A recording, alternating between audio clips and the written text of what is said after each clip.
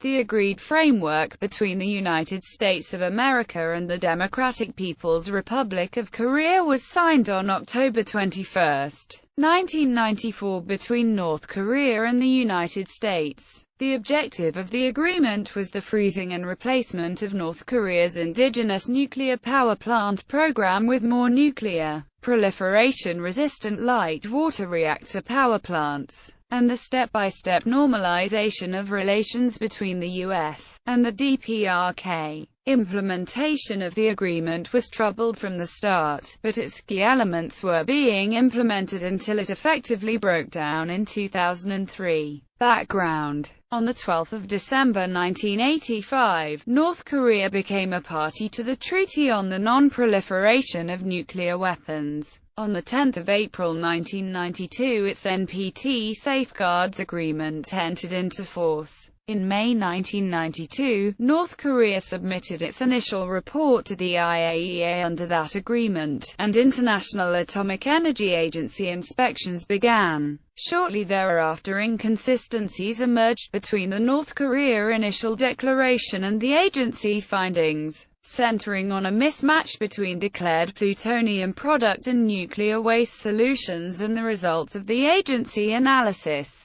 The latter suggested that undeclared plutonium existed in North Korea. In order to find answers to the inconsistencies detected and to determine the completeness and correctness of the initial declaration provided, the IAEA requested access to additional information and to two sites which seemed to be related to the storage of nuclear waste. However, the DPRK refused access to the sites, after which, on 1 April 1993, the IAEA concluded that North Korea was in non-compliance with its Safeguards Agreement, referred this to the UN Security Council. On 12 March 1993, the North Korea announced its decision to withdraw from the NPT. Following UN Security Council Resolution 825, which called upon the DPRK to reconsider its decision to withdraw from the Nuclear Non-Proliferation Treaty and allow weapons inspectors from the International Atomic Energy Agency into the country. North Korea suspended the effectuation of that withdrawal in June 1993. In November 1993, North Korea proposed to the United States that the two governments negotiate a package solution to all of the issues dividing them. The Clinton administration accepted this in principle but conditioned such comprehensive talks on North Korea acting first to allow a resumption of IAEA inspections and to reopen negotiations with South Korea over nuclear questions.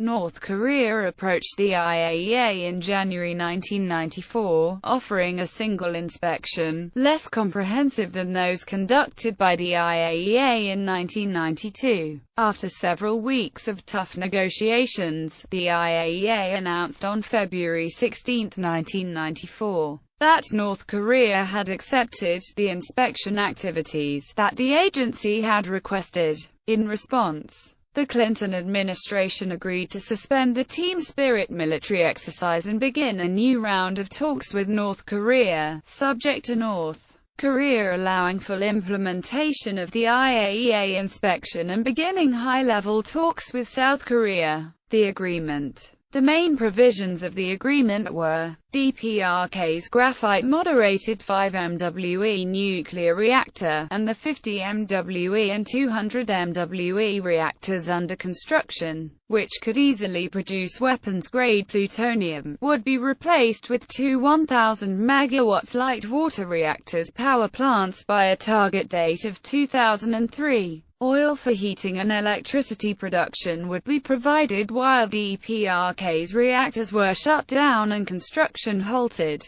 until completion of the first LWR power unit. The amount of oil was 500,000 tons of heavy fuel oil per year. The two sides would move toward full normalization of political and economic relations. The U.S. would provide formal assurances to the DPRK against the threat or use of nuclear weapons by the U.S. The DPRK would take steps to implement the 1992 Joint Declaration on the Denuclearization of the Korean Peninsula. The DPRK would remain a party to the Nuclear Non-Proliferation Treaty. IAEA ad hoc and routine inspections would resume for facilities not subject to the freeze. Existing spent nuclear fuel stocks would be stored and ultimately disposed of without reprocessing in the DPRK. Before delivery of key LWR nuclear components, the DPRK would come into full compliance with its safeguards agreement with the IAEA. There were also some confidential minutes supporting the agreement, which have not been made public. These are reported to include that full-scope IAEA safeguards would be applied when the major non-nuclear components of the first LWR unit were completed but before the delivery of key nuclear components.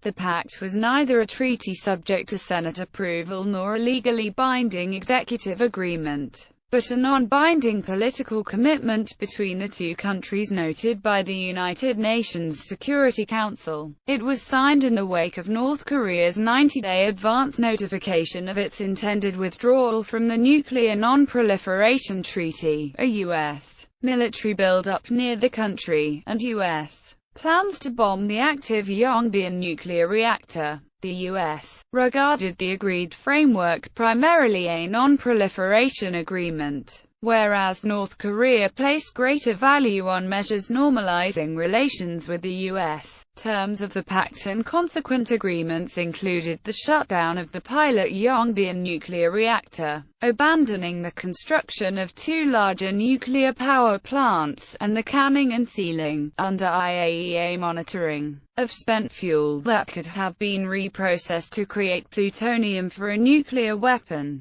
In exchange, two light water reactors would be constructed in North Korea by 2003 at a cost of $4 billion, primarily supplied by South Korea. In the interim, North Korea would be supplied with 500,000 tons of heavy fuel oil annually, at no cost, to make up for lost energy production. North Korea was required to come into full compliance with its IAEA safeguards agreement, allowing the IAEA to verify the correctness and completeness of its initial declaration, before key nuclear components of the reactor would be delivered. When the LWR plants were completed, North Korea would dismantle its other nuclear reactors and associated facilities. The Korean Peninsula Energy Development Organization is a consortium of the United States, South Korea, Japan, and various other states that is responsible for implementing the energy-related parts of the agreement. North Korea would repay KEDO over a 20-year interest-free period after the completion of each LWR plant.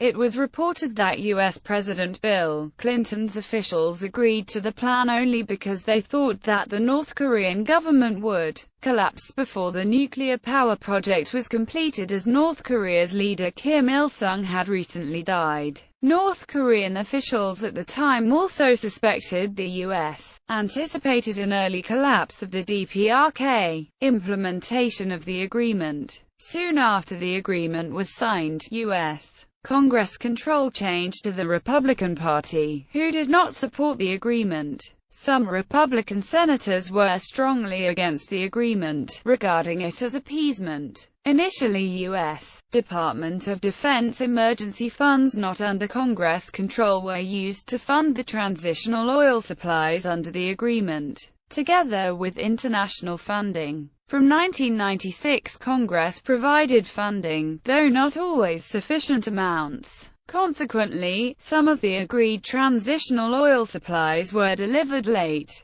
KEDO's first director, Stephen Bosworth, later commented, "The agreed framework was a political orphan within 2 weeks after its signature." Some analysts believe North Korea agreed to the freeze primarily because of the U.S. agreement to phase out economic sanctions that had been in place since the Korean War. But because of congressional opposition, the U.S. failed to deliver on this part of the agreement. International funding for the LWR replacement power plants had to be sought. Formal invitations to bid were not issued until 1998, by which time the delays were infuriating North Korea. In May 1998, North Korea warned it would restart nuclear research if the U.S. could not install the LWR. Formal groundbreaking on the site was on August 21, 1997, but significant spending on the LWR project did not commence until 2000. There was increasing disagreement between North Korea and U.S. on the scope and implementation of the treaty. When by 1999 economic sanctions had not been lifted and full diplomatic relations between U.S. and North Korea had not been established, North Korea warned that they would resume nuclear research unless the U.S. kept up its end of the bargain. The U.S. repeatedly stated that further implementation would be stalled as long as suspicions remained that the North Korean nuclear weapons research program continued covertly. Construction of the first LWR reactor began in August 2002. Construction of both reactors was well behind schedule. The initial plan was for both reactors to be operational by 2003, but the construction had been halted indefinitely in late 2002. Final breakdown of the agreement. In October 2002, a U.S. delegation led by Assistant Secretary of State James A. Kelly visited North Korea to confront the North Koreans with the U.S. assessment that they had a uranium enrichment program. Both parties' reports of the meeting differ. The U.S. delegation believed the North Koreans had admitted the existence of a highly enriched uranium program.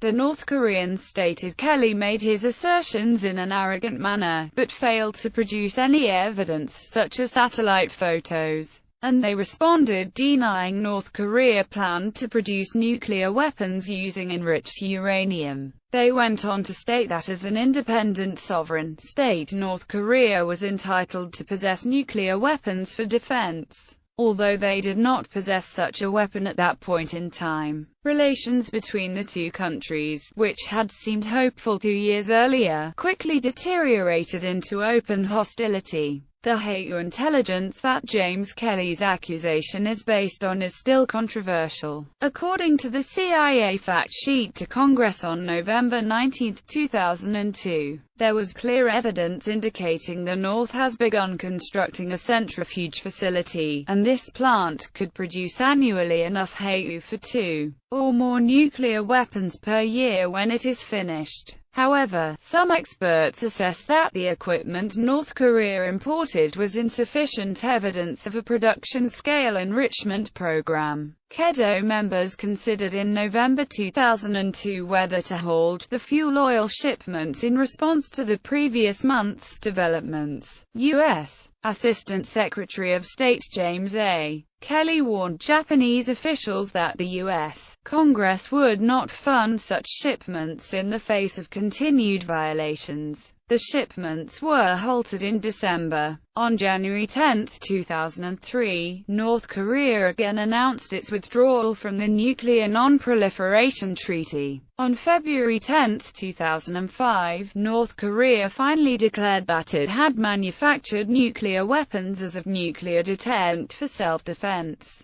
On October 9, 2006, North Korea conducted a nuclear test. U.S. intelligence agencies believe that North Korea has manufactured a handful of simple nuclear weapons. In December 2003, KEDO suspended work on the pressurized water reactor project. Subsequently, KEDO shifted the focus of its efforts to ensuring that the LWR project assets at the construction site in North Korea and at manufacturers' facilities around the world are preserved and maintained. Each side blamed the other for ending the agreed framework. The United States pointed out that a North Korean uranium enrichment facility would violate the 1992 Joint Declaration on the Denuclearization of the Korean Peninsula, which states, "The South and the North shall not possess nuclear reprocessing and uranium enrichment facilities." North Korea accused the United